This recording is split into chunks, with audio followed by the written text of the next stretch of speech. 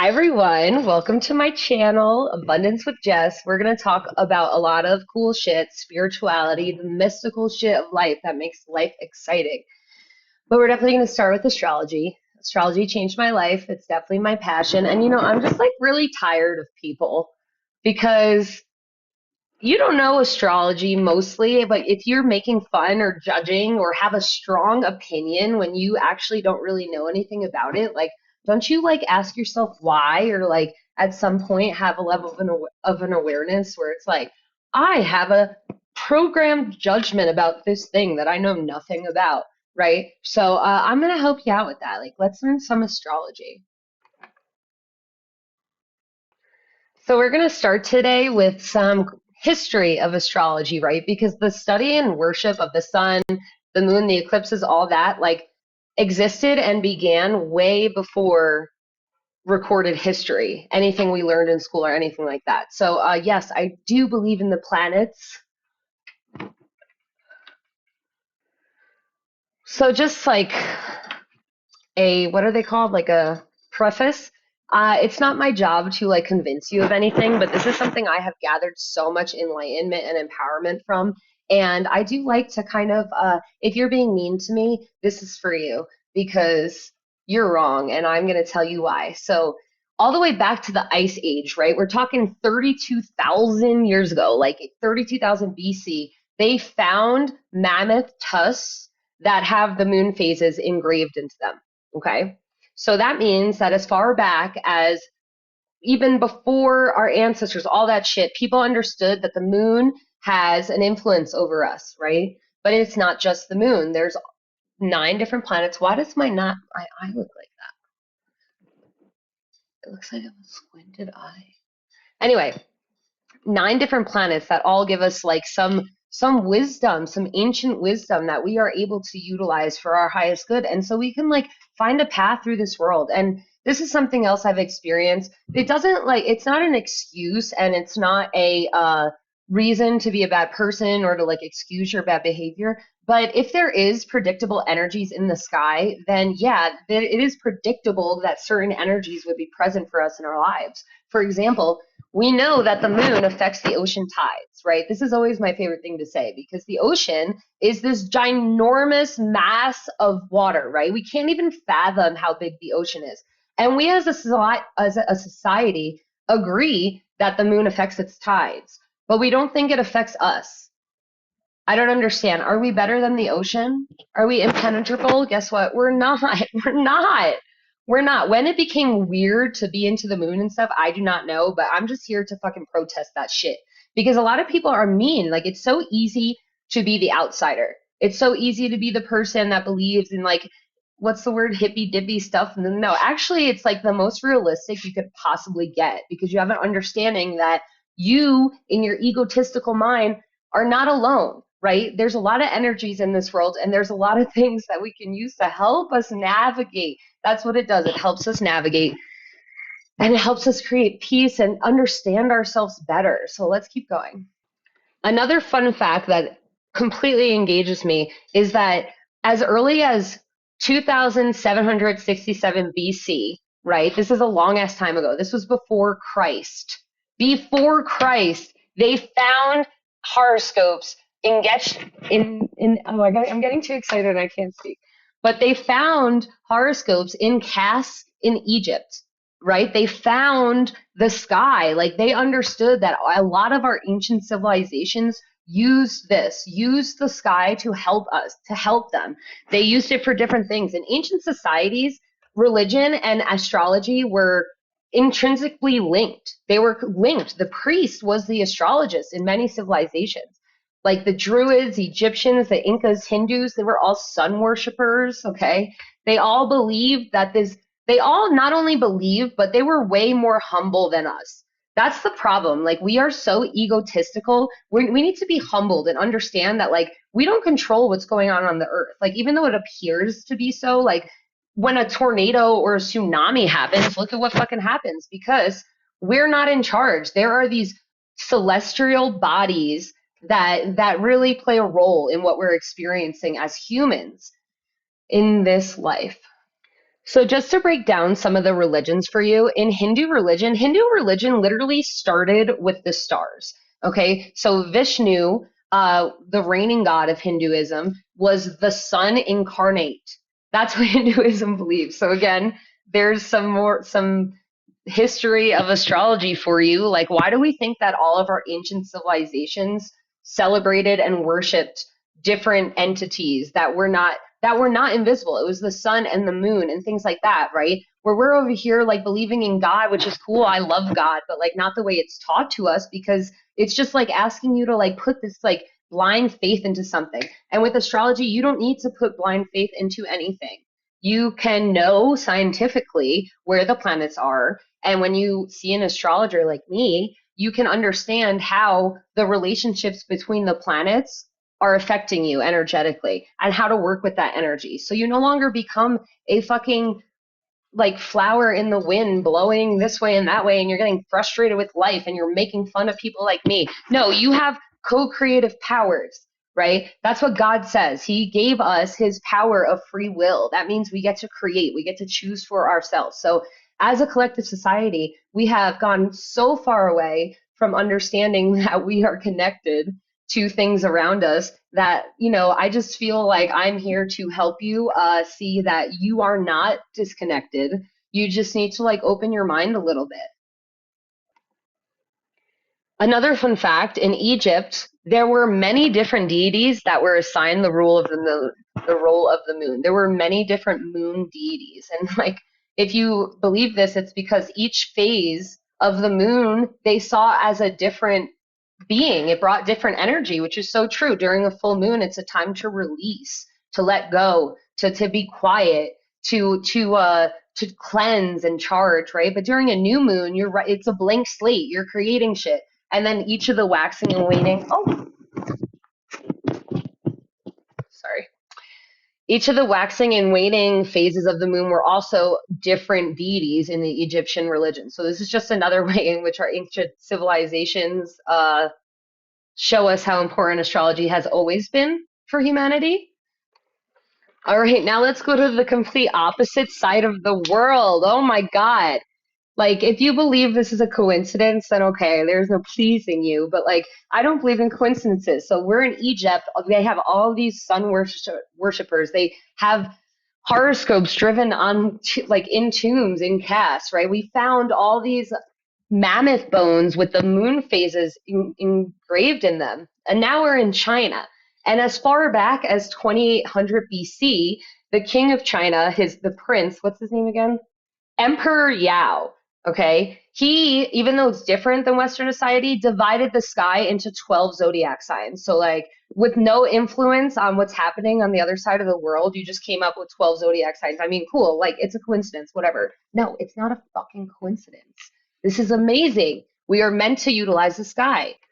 So back during the Sumerian times, okay, astrological predictions of Sargon the Ancient, who is one of the rulers, were found also in his tomb in 2800 BC. Like, what's the problem with astrology? Why is everyone so stupid? I'm sorry. I love you guys. I really do. I just feel like I have like received so much silencing because of this, when actually this is ancient wisdom. And if you don't like astrology, I hope you're not watching my videos, but if you do, thanks for being here with me. This is important stuff and it's really helpful for our lives, for like knowing where to go and who to turn to, and just like understanding that life is a journey and there are things that we can rely on to help us. It's not all always our power. We are connected to this abundant universe, right? But we've just lost our way as a society, right? Our ancient civilizations knew what the fuck they were doing. They didn't have all this distraction. They didn't have TV and this and that and money. Money is the root of all evil. In the Bible he says, you cannot worship God and money. You cannot. This is where we went wrong. We started worshiping money instead of God, which is also the sky, right? People ask me a lot if I believe in God, which I don't get upset about actually, because it's a good question. But absolutely, I believe in God. Who do you think created the stars? Who do you think created crystals? Who do you think created the spirits that talk to me in my mind? I mean, of course, it was God, right? We just have like this really narrow, pinpointed view of what God is supposed to look like. And that is where we're wrong. That's not right. God can look any way, right? God is everything. Why do we believe that God went to talk to Moses? We believe that. All three major religions believe that. We believe in Jesus, that he was like, whatever you believe, right? You acknowledge that at some point God communicated with these people. But why do we think that it stopped? It didn't stop. There's many different forms of divination. Astrology is one of them. Okay, tarot cards, all that shit. Crystals are magic because God made them that way. There's no interference. And if someone, like, I've had a friend who told me that her friend loved crystals, but like talk shit about God. Okay, that girl doesn't understand the power of the crystals. Like, she's probably not getting as much as I do or someone like me does, because it's never us, right? We are humble servants. It's God's work, and we're just like being of service and doing it. So talking about the Sumerians, right, this ancient group of people that was primarily farmers and herders, right, they had a lot of time to look up at the sky, and eventually they started understanding the pattern between the phases of the moon and the sky and their gardening and their farming. And they learned when to plant seeds, when to sow them. They learned that because of how they were able to look at the sky and make those connections, right? They never questioned whether it was true or not, because that's all that they had. Like, we have to acknowledge how many distractions come into our lives that, we really think we are in control. Until a lot of us get in tarot, it's called a tower moment, where like the energy is so tense that it's like a lightning bolt. So you have to move, you have no choice. And that's how some of us experience spirituality. But it doesn't need to be that way. It can be an understanding of alignment and using it for your highest good. I mean, I would have never been able to do the things that I've done if I didn't have my faith. That's just how I feel, because fear is a real thing. And we are programmed to have fear. And not just because of our childhood, even though that's a huge fucking one, but even in school, TV, all of it, programming. Even the fact that, psilocybin, it was a drug. Like, why do you think it's a drug in some states besides Colorado? But because people are scared. Like, once you understand that you are a sovereign being and that you have your own unique connection to source or love or God or whatever you want to call it, then you're no longer able to control, right? And the people in power, they don't want people they can't control. What are they supposed to do with that? Someone like me who, like, if you're being mean to me, I'm like, hey, I quit.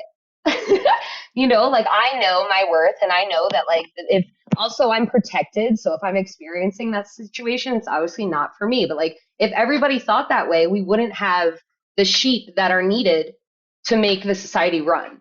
Okay. And one of my favorite things about the Sumerians who lived in Babylonia, right? And we're talking like 4,000 BC to 125 BC. Yeah, I have a cheat sheet here. But anyway, one of my favorite things about them was that the priests were the astrologists, like I had mentioned before, but then also the astrologists ran the government. Like, these ancient societies had so much faith in this ancient wisdom that they relied on it to help them, And there's so many things we don't understand about the ancient world, and I believe it's because we are not tapped into that energy. We're not tapped into that divine energy the same way our ancient civilizations were, where they didn't have all this doubt. They didn't think like people like me were stupid, which I think you're stupid. Sorry, I love you if you're watching this. But some people are mean. And every time that someone is rude to me about astrology, I'm like, oh, so you looked up your birth chart? And they're like, what's a birth chart? And I'm like, enough said. Like, they don't even know that I was dissing them. Here's another fun fact that I love. The Jewish people also during this time were known to use astrology as well, right? Even Jesus, the kings, they followed the star, okay? Like, to me, it's very frustrating to see like how clearly, and if you don't believe it, that's fine. I'm not here to convince you, but you do have to kind of like open your mind a little bit, because like then you're just really disempowering yourself as a spiritual being in a body. Like, this is a meat suit. We wear meat suits, Why do you think like I never need to wear makeup? Like, my soul is what people like. It's like this divine beauty. And there's a lot of people like me too that have opened their mind to this understanding, right? But anyway, the Jews, the word mazel tov, right? Mazel tov. It comes from the word mazalot, which in Hebrew means sign of the zodiac. Just another coincidence, huh? All right, now let's go back up to Europe to ancient Roman times, right? Where in ancient Rome, astrology was brought to them by the Greek slaves. So the slaves that they brought over to Rome, they would literally bring with them to their chariot races and shit because they like to bet on the chariot races. So they would bring their astrologer slaves with them and say, and take their guidance and wisdom and say, who do I vote for? Right? And Julius Caesar was one we know this that he had a very detailed astrological forecast made for him, right? He People really believed in this. It was very important. And the reason why is because they weren't distracted. They were able to listen and to feel this connection. They never questioned the connection to the shit around them the way that we do, which is so interesting. I mean, we're born of the mother and then we go back into dust and recycle. Like how is that night cyclic? Like, do you not see that that way of being that's way more poetic? I mean, it's just like what empowers you. I always say that to my brother. Like, you can believe whatever you want as long as it's empowering. Like, if you feel like shit or you feel fear because of what you believe, maybe you should pick up an astrology book. I don't know. So now, like getting into like why is astrology viewed this way? Then now, pretty much after the fall of the Roman Empire, astrology was seen as like a superstitious thing, right? It was like very linked to superstition, and then Christianity came in, and oh my God, like they needed fear to control the people. Because again, I'm not talking shit about Christianity. I love God and I love Jesus, but it is very much based on fear. The people that were going to different places and instilling Christianity, they didn't want to learn that. They already had this beautiful connection. And then they were told, no, your connection's wrong, and this is what you're supposed to believe. And that is bullshit. That's not true. The path to the divine is individualized. It's very unique. I can hear God talking to me. It always comes in my left ear. That doesn't mean you're going to. You know, some people can see shit and they see spirits and they're able to talk to them. That's their thing. It's very individualized, right? So this is where the introduction of Christianity like really helped to formulate this formula where people like me are made fun of in our society, when actually this is ancient wisdom that's very helpful. And it's not just it became personalized during Rome during like the Julius Caesar era.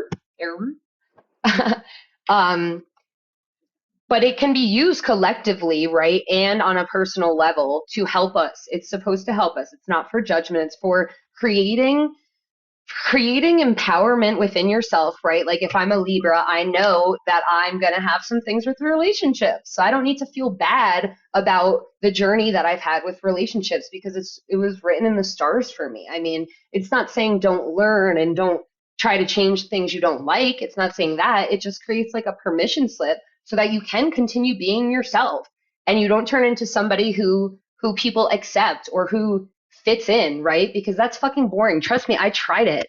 I tried it. It's not fun. It makes you feel like shit when you're not being yourself. It really does.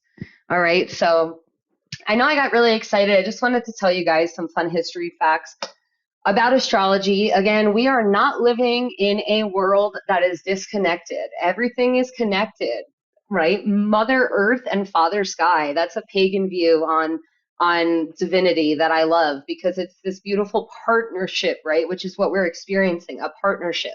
And astrology is like God's language in which we get to see and utilize different things that we may not have seen without, right? It gives us like a deeper dive, a psychological dive. It's really psychological, right? It's not even spiritual. It's something you can tangibly experience. You're like, huh, I feel this way when I'm around these three girls. Like, huh, they're all Aquariuses.